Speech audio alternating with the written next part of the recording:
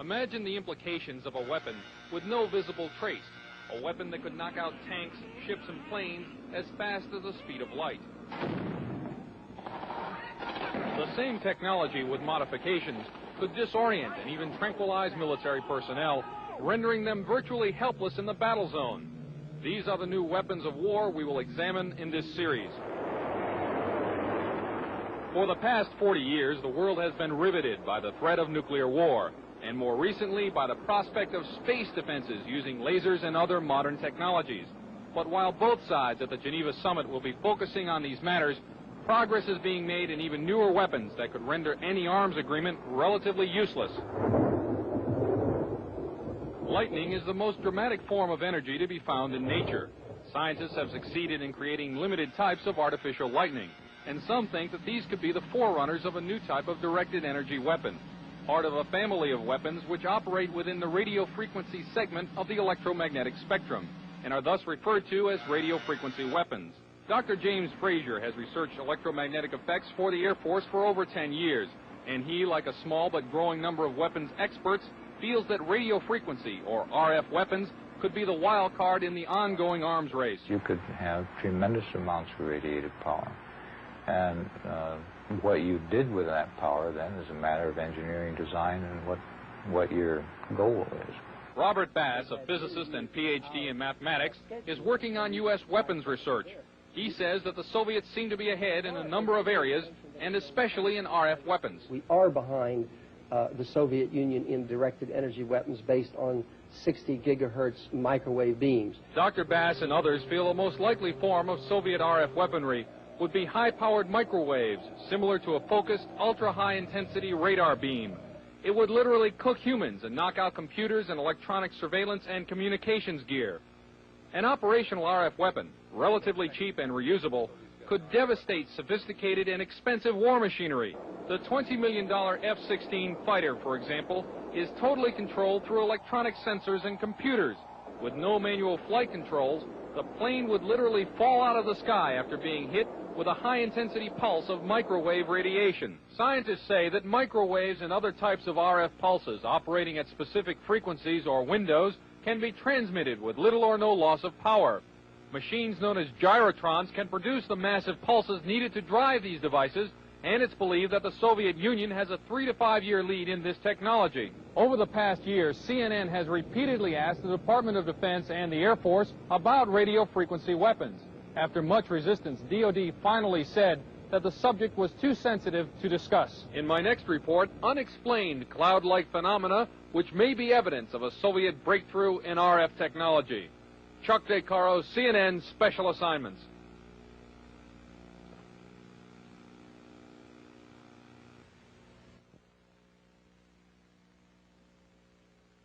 Brainstorm was a science fiction movie about a device which electronically injected thoughts into the human mind. In this scene, the mind control machine projects images into the brain of the chief scientist through an electrode headset. The scientist then finds himself experiencing the thoughts of a wild truck ride.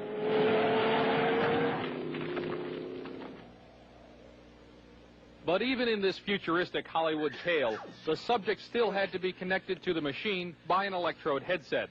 That's remarkable. But not as remarkable as a real-life experiment where I was the subject of a prototype device designed to project images into the mind without electrodes. The prototype machine, developed from Soviet scientific data, could, according to some scientists, have a profound effect as a weapon of war. Electronic mind control research is not new. A scientific milestone in this area came in the 1960s, when Dr. Jose Delgado demonstrated remote control over a charging bull.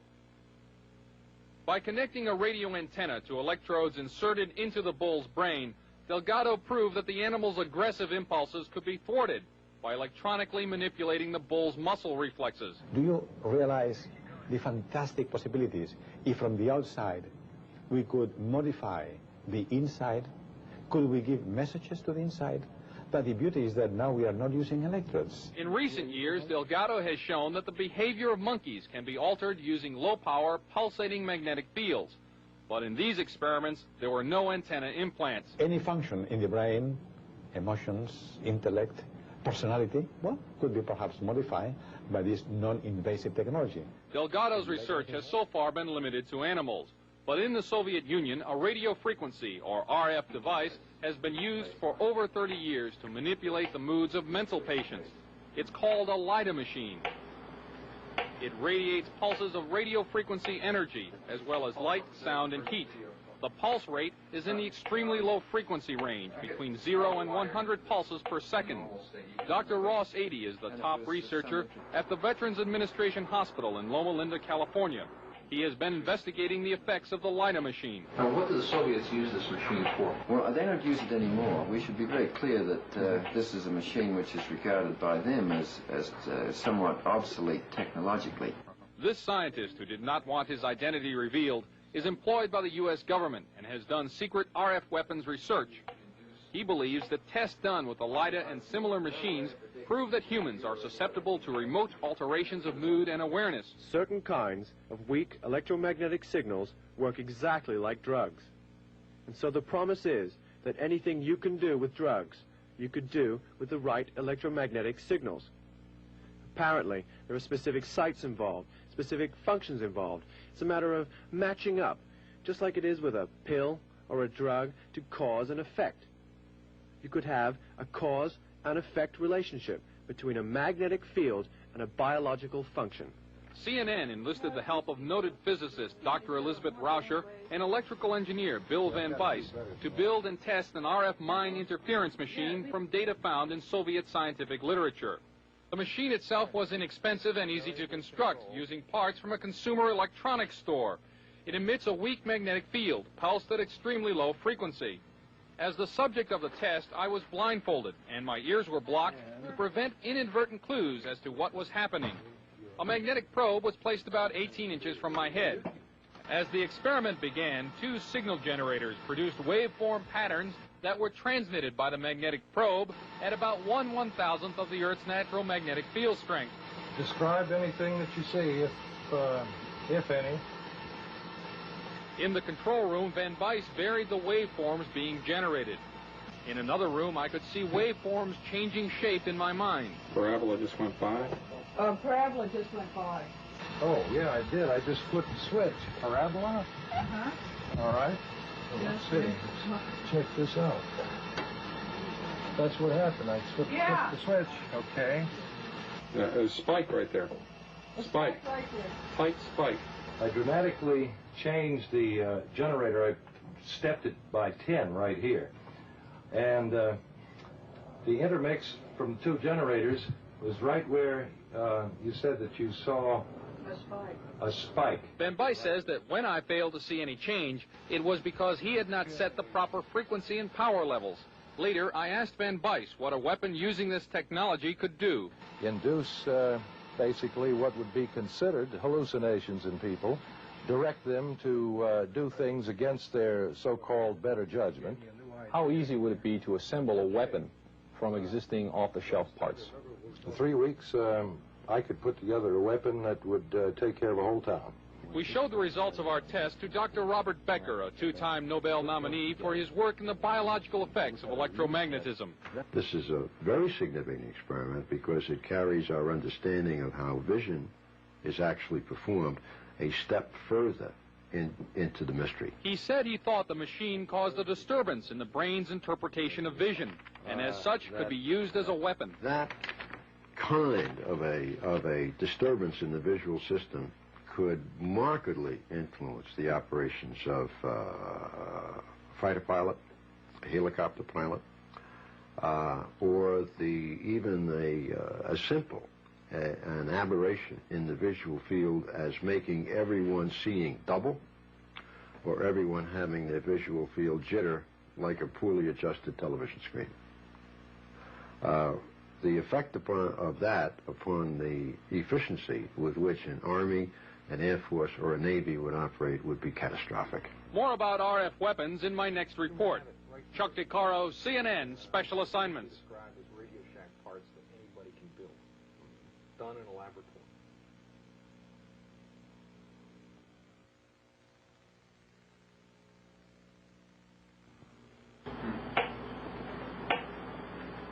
This is a Soviet Lida machine. It broadcast by a number of high-powered radio transmitters operating deep in the Soviet Union since July 4th, 1976.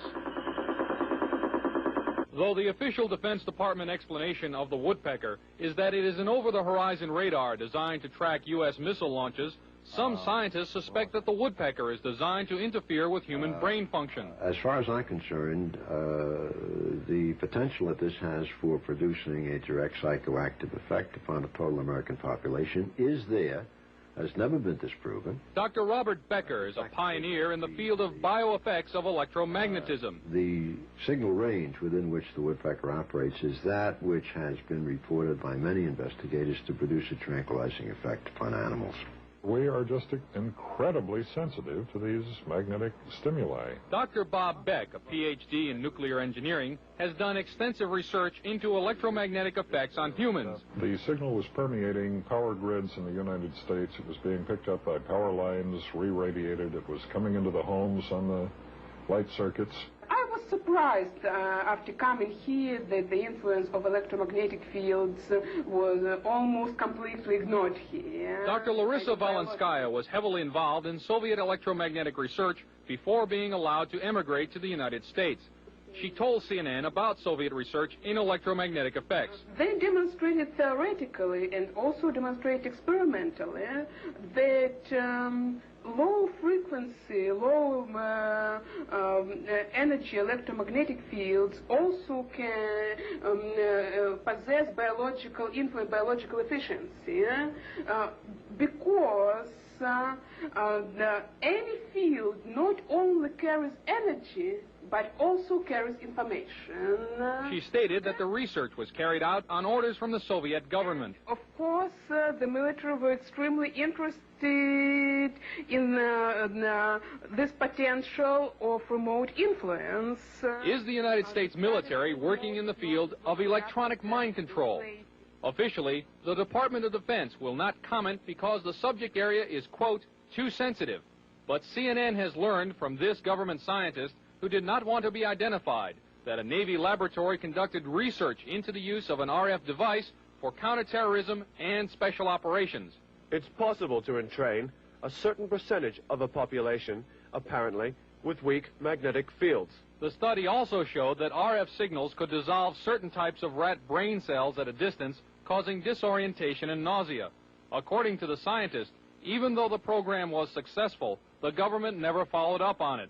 Dr. James Frazier did electromagnetic research for the U.S. Air Force for many years.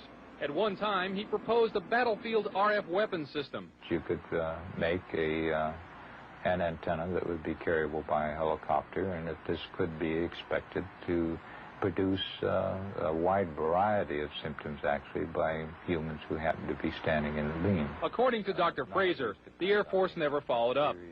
At Lawrence Livermore Laboratory, another RF weapons concept is nicknamed the brain bomb. According to the book Star Warriors, the brain bomb would focus a nuclear blast into a huge pulse of low-frequency RF energy that would stun huge numbers of troops. Apparently, it too has not yet been funded. The Department of Defense will not comment about Soviet RF weapons, or if American RF weapons development is going forward. However, experts interviewed by CNN say that the Soviets are apparently ahead and could exploit that lead in a surprise strategic move, a move that could have grave consequences for the United States.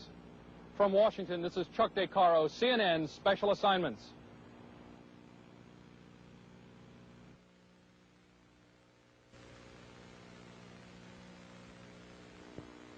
This is a Tesla coil. It was invented some 90 years ago, but now a growing number of experts in the United States feel that it may form the basis of a new generation of Soviet weapons. They are known as radio frequency, or RF weapons, because they operate in the radio frequency spectrum. Their existence is noted in this U.S. Department of Defense publication, which says the Soviets could use them to destroy components of missiles, to interfere with radar and other electronic systems, and even to alter human mind functions. The concept of RF weaponry was predicted at the turn of the century by Nikola Tesla, an American who had emigrated from Yugoslavia. He is best remembered as the man who invented alternating current electricity. In 1899, Tesla built this giant coil which produced 10 million volts of artificial lightning. From it, he theorized the possibility of death rays. This and many other of his ideas about the physics of electricity were ridiculed by the scientific establishment. Pure science is not a sure thing. You can't predict what's going to work out and what's not going to work out. Robert Golka, a research scientist, built a replica of the Tesla coil about 80 years later. Golka was trying to produce a phenomenon known as ball lightning.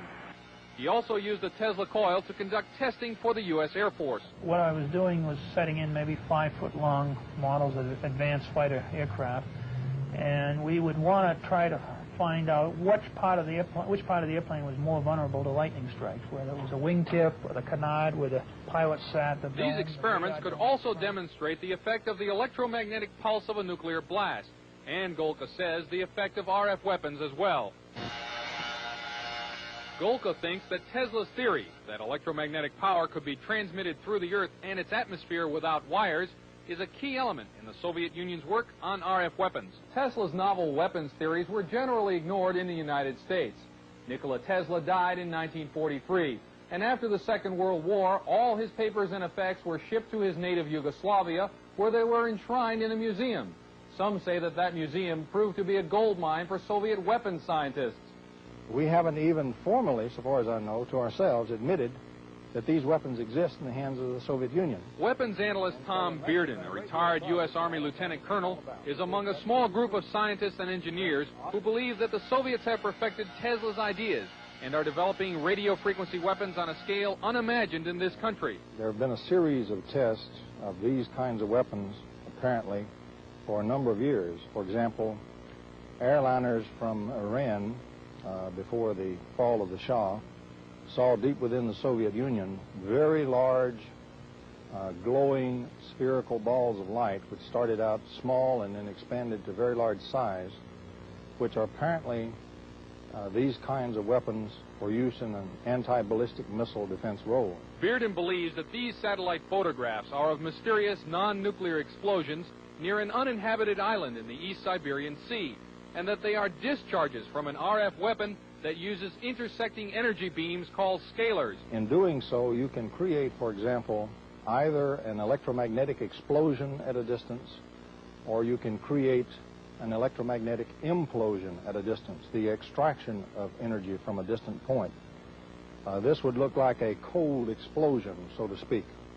And I believe the thing on April the 9th, 1984, off the coast of Japan, that involved several 747 jet airliners, I believe that incident was a test of a cold explosion weapons. At least it met all the characteristics. Pilot Doug Happ was in one of the 5 airline crews that saw an incredibly large cloud rising from the moonlit overcast below. It looked like a plate coming up through an overcast, but it just kept expanding, and as it got higher, it was apparent that you could see right through the middle of it, so it looked like a big smoke ring.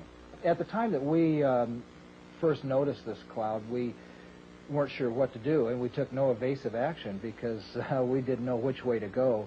And I think eventually we either ran through it or it completely engulfed us. Happ says when his flight reached Anchorage, Alaska, it was checked for radioactive contamination. None was found. Dr. James Fraser has done extensive research in electromagnetic effects for the U.S. Air Force. It could be due to a strong electromagnetic beam, but we don't know that. They can also be caused by chance thermal gradients. We've had for several years studies of clear air turbulence, for instance, which have produced this kind of a disruption. The people who cited those are experienced pilots and should have been familiar with that kind of event, and this apparently was something outside their experience. There have been a number of times when Soviet technological surprise has upset the strategic balance. In 1948, the Soviets detonated an A-bomb years before it was thought possible.